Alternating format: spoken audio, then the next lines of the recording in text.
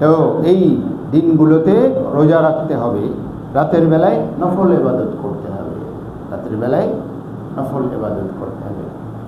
এবং এই দিনগুলোতে বেশি বেশি করে তাকবীর পড়া, তাকবীর, তুকাব্বিরুল্লাহ, আল্লাহর বড়ত্ব বা তাকবীর বেশি বেশি করে আল্লাহু আকবার, আল্লাহু আকবার পড়া।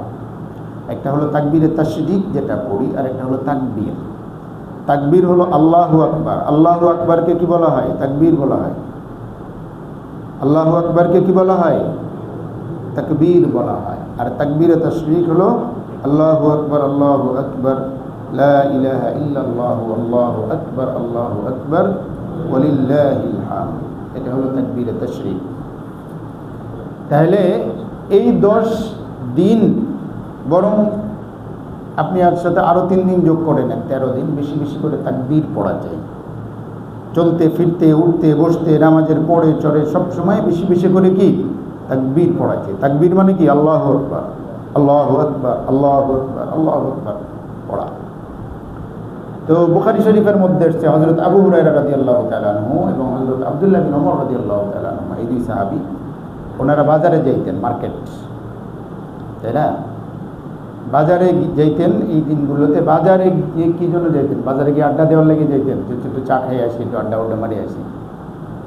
হ্যাঁ, সাহাবীরা এরকম ছিলেন না।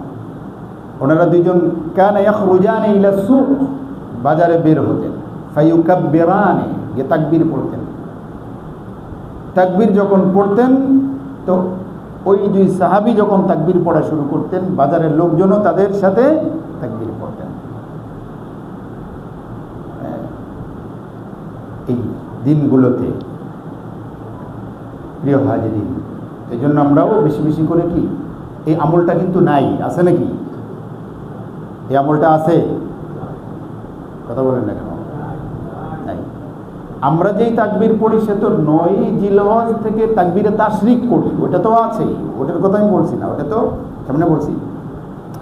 এখানে যেটা আছে দুইজন সাহাবীর আমল হলো জিলহজের চাঁদ পড়ার সাথে সাথেই উঠতে বসতে চলতে ফিরতে, নামাজের পরে হোক বা আগে হোক, বাজারে হোক, বেশি বেশি করে কি তাকবীর পড়া, আল্লাহু আকবার, আল্লাহু আকবার, আল্লাহু আকবার, আল্লাহু আকবার।